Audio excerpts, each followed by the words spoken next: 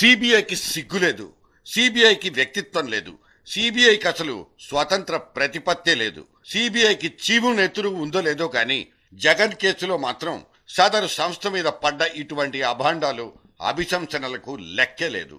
కానీ 17 నెలల పాటు జగన్ కేసును జల్లడ పట్టిన లక్ష్మీనారాయణుడు ఈ తాటాకు చప్పుళ్లుగానే చూసుకున్నాడు. అదరలేదు, బెదరలేదు.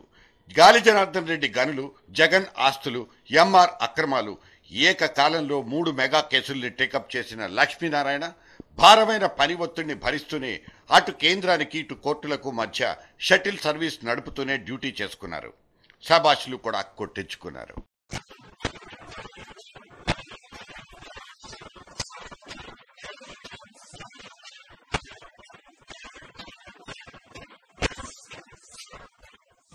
కేంద్రం చేతిలో కీలుబొమ్మన్న అపవాదు మాత్రం సిబిఐ ముఖచిత్రం మీద నుంచి చెరిగిపోకుండా నిలిచిపోయింది. కోర్టులో హాజరు వేయించుకోమంటూ మే 9వ తేదీన జగన్ కు సమన్లు జారీ చేసింది మొదలు దర్యాప్తు గేరు మార్చుకున్నట్లు స్పష్టంగా తెలుస్తోంది. సాక్షి ఖాతాలకు తాళాలు, Nimmagadda Prasad arrest, enforcement directorate కు ఛార్జిషీట్ల సమర్పణ లాంటి ఇన్సిడెంట్లన్నీ ఆగమేఘాల మీద జరిగిపోవడం నిజంగానే అనుమానాలకు తావిచ్చింది.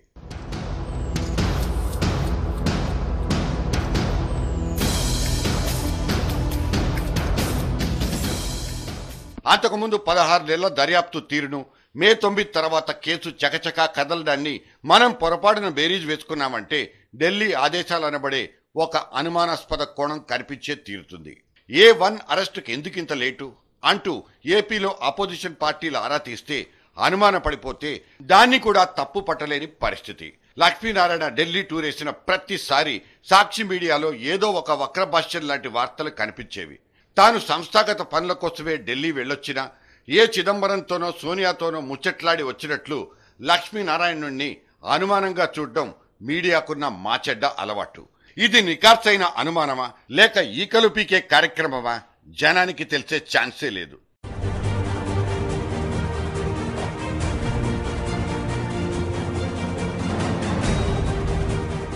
మే 9 తర్వాత సంగతి సరే, అంతకు ముందటి దర్యాప్తు మాత్రం ఎందుకలా నత్తలా నడిచింది? ఇది కూడా ఒక సందేహమే. క్విడ్ ప్రోకో లాంటి క్లిష్టమైన వ్యాపార మర్మాల్ని ఛేదించాల్సి రావడం, వందల కొద్ది సాక్షుల్ని విచారించాల్సి రావడం, ఆ సాక్షుల్ని కూడా లాయర్ల సమక్షంలోనే ప్రశ్నించాల్సి రావడం వంటి నిస్సహాయ పరిస్థితులే కేసులో ఇంత జాప్యానికి కారణమని అనుకోవచ్చు. 3rd డిగ్రీ లాంటి ప్రయోగాలు చేయకుండా కేవలం సాఫ్ట్ మెథడ్స్ ద్వారా మాత్రమే దర్యాప్తు చేయాల్సిన సిబిఐ అధికారుల మీద జాలి చూపించాల్సింది పోయి అదే పనిగా ఆడిపోసుకోవడంలో అర్థమే లేదన్నది ఇంకో వాదం. మే 28వ తేదీన నాంపల్లి కోర్టులో జగన్ అటెండెన్స్, దాని పర్యవసానాలు ఇప్పటికైతే రాష్ట్రమంతా ఇదొక్కటే సస్పెన్స్. ఈ నేపథ్యంలో మనం ఒక్కసారి సిబిఐ కసరత్తు పార్ట్ 1 ఎలా గడిచిందో చూసొద్దాం రండి.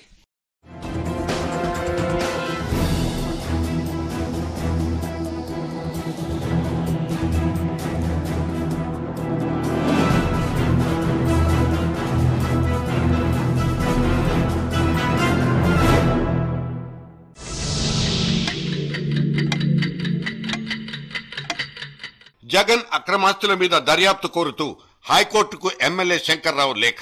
అది రాసింది కాదు, రాయించిందేరన్న అనుమానాలు కూడా ఉన్నాయి.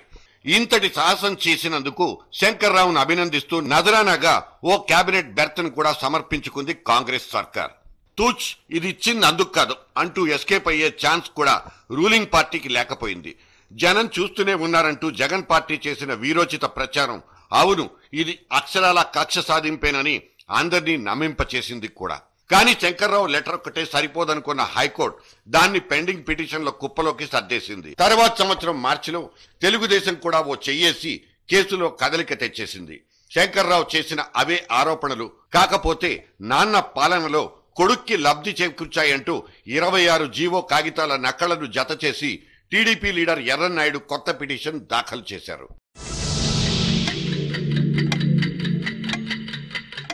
పెంటా శంకర్రావు అండ్ కింజారపు ఎర్రన్నాయుడు వీళ్ళిద్దరి పిటిషన్లకు అంటుకట్టి ఒకటే ట్రీట్మెంట్ ఇవ్వాలనుకుంది హైకోర్టు.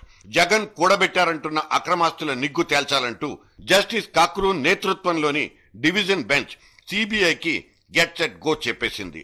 అప్పటికే జగన్ సొంత కుంపటి వెలిగించుకుని ఓదార్పు ఊపులో బిజీగా ఉంటే సిబిఐ మాత్రం ఇట్నుంచి నరుక్కొచ్చే డ్యూటీని మొదలుపెట్టింది. జగన్ అనే కొరివితో తలగొక్కడం కాంగ్రెస్ పార్టీకి అవసరమేనా? అసలు ఈ దూకుడు మంచికా చెడ్డకా అన్న చర్చతో జనంలో ఒకటే క్యూరియాసిటీ. జగన్ చాప్టర్ క్లోజ్ అయిపోయినట్టేనంటున్న ఇంకొన్ని విశ్లేషణలు. రాష్ట్ర రాజకీయం కూడా రంగుమారి యమరంజుగా తయారైపోయింది.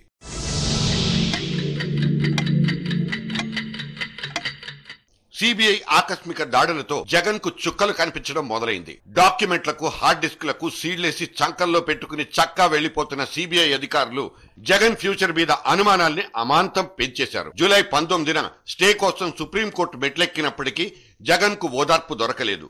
పిటిషన్ ను యాక్సెప్ట్ చేసినా స్టే ఇవ్వడానికి మాత్రం సుప్రీంకోర్టు మొండికేసింది.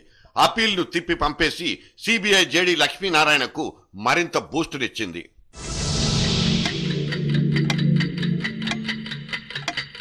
జగన్ కేసులో ఏబిసిడీల్ని మాత్రం చదివేసి ఏకంగా 74 మంది నిందితులతో చాంతాడంత ఎఫ్ఐఆర్ గీసి పడేసింది సిబిఐ. జగన్ గొడుగు కింద గొలుసు కంపెనీల మాయ జరిగింది నిజమేనని సిబిఐ శంకించింది. మొదటి ముద్దాయి వైఎస్ జగన్మోహన్ రెడ్డి, రెండో ముద్దాయి విజయసాయి రెడ్డి.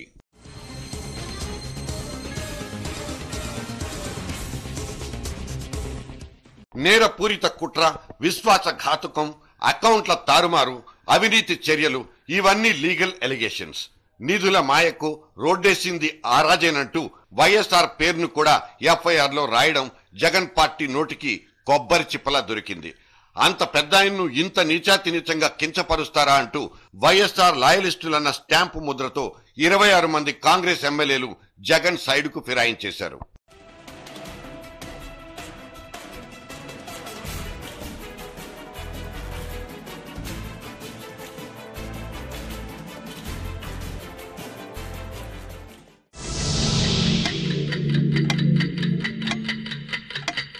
జగన్ కంపెనీల ప్రధాన చిత్రగుప్తుడు, ఆడిటర్ విజయసాయి రెడ్డి అరెస్ట్. అప్పటికే ఇంటరాగేషన్ పేరుతో గ్యాప్ లేకుండా ఇన్విటేషన్ల మీద ఇన్విటేషన్లు పంపి సాయిరెడ్డిని 66 రోజుల పాటు ప్రశ్నించి పిప్పి చేసింది సిబిఐ. ఆయన నుంచి ఇంకా ఏం బాపుకుందామని అరెస్ట్ చేశారంటూ జగన్ క్యాంపు తిరగబడింది కూడా. నాకు ప్రాణహాని ఉంది, నన్ను చంపడానికి తెలుగుదేశం పార్టీ సుపారీ కూడా ఇచ్చిందంటూ ఇదే విజయసాయి రెడ్డి ఢిల్లీ దాకా లెటర్లు కూడా రాసేసుకున్నారు.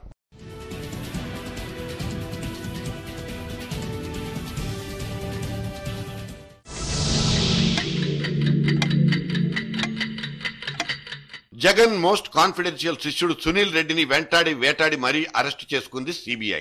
జగన్ ప్రాపర్టీస్ ని ఎట్నుంచి ఎట్టెటో మళ్లించిన ప్రధాన బినామీదారుడన్నది సునీల్ రెడ్డి మీద సిబిఐకున్న అనుమానం. ఎంఆర్ విల్లాల గోల్మాల్లో కూడా ఈ యంగ్ చాప్ సునీల్ రెడ్డి చేతివాటం ప్రదర్శించాడన్నది సిబిఐ అభియోగం. తనకు, తన శిబిరానికి ఇన్నిన్ని కష్టాలు పుట్టిస్తున్న సిబిఐ మీదకి చివరి అస్త్రంగా అమ్మనే ప్రయోగించాడు జగన్. అదే పనిగా వేపుకు తింటున్నారంటూ సిబిఐ మీద ఫిర్యాదు చేయించి ఢిల్లీని సానుభూతితోనైనా కరిగిద్దామన్నది జగన్ ప్రయత్నం కావచ్చు. కానీ అక్కడ కనికరం కనిపించలేదు. ఈ సందట్లోనే చంద్రబాబు ఆస్తుల మీద 15 ఏళ్లుగా ఉన్న సందేహాల్ని కట్టకట్టి తల్లి చేత జనప్రయోజన వ్యాజ్యాన్ని సంధించాడు జగన్. కానీ అక్కడ 2 ఎకరాలు, 2000 కోట్లు, హెరిటేజ్ షాపులు, అంతకు మించి మ్యాటర్ లేదు. అందుకే పిటిషనే కొత్తది, డీటెయిల్స్ మాత్రం పాతవేనంటూ కోర్టు విజయమ్మ పిటిషన్ ను తిప్పి పంపించేసింది.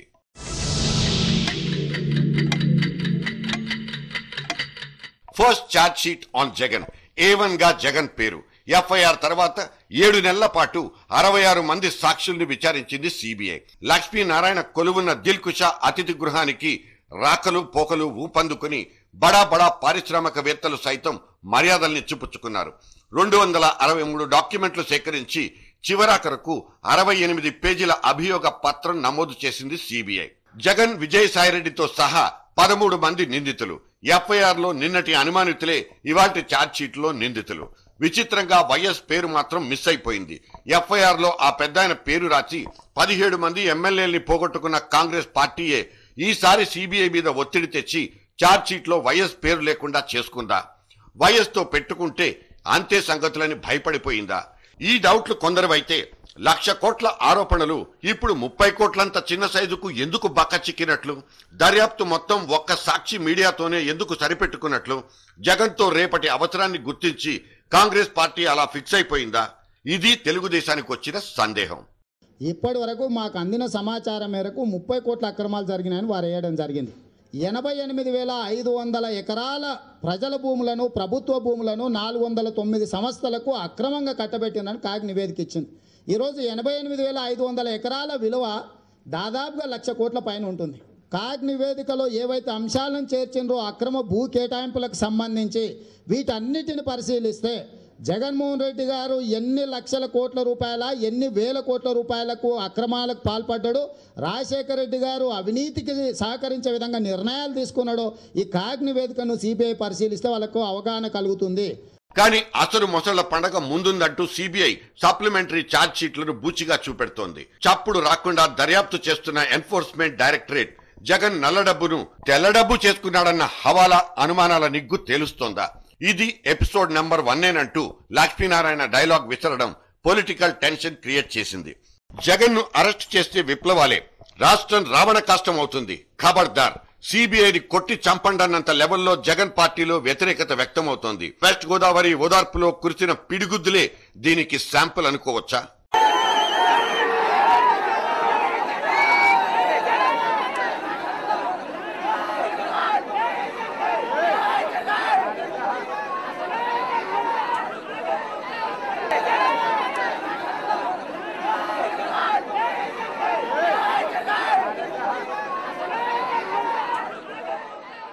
కట్ చేస్తే బుల్లెట్ ప్రూఫ్ కార్లో సిబిఐ జేడీ.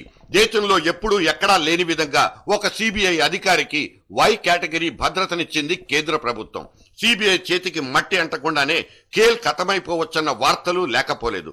ఛార్జ్ షీట్ చదువుకున్న తర్వాత సిబిఐ కోర్టు సమన్లు పంపుతుందని విచారణ కోసం కోర్టుకొచ్చిన జగన్ ను అట్నుంచటే రిమాండ్ కు తరలించేయొచ్చన్న రూమర్లు జోరందుకున్నాయి. సిబిఐని భౌతికంగా భయపెడుతున్న జగన్ పార్టీ కాంగ్రెస్ అధిష్టానాన్ని రాజకీయంగా బెంబేలెత్తిస్తోంది. జగన్ అరెస్ట్ అవుతాడా, అయితే గీతే ఎప్పుడవుతాడంటూ కాంగ్రెస్ వైపు ఆసక్తిగా చూస్తోంది రాష్ట్రం. ఏపీ ఓట్ బ్యాంక్ లో నిల్ బ్యాలెన్స్ ఉన్న కాంగ్రెస్ పార్టీ ఎటువైపు మొగ్గు చూపుతుంది? జగన్ లోపలుంటే బెటరా లేక బయటుంటే బెటరా? ఏ స్టెప్ నుంచి ఎంతెంత సానుభూతి కురుస్తుంది? Congress at cross roads.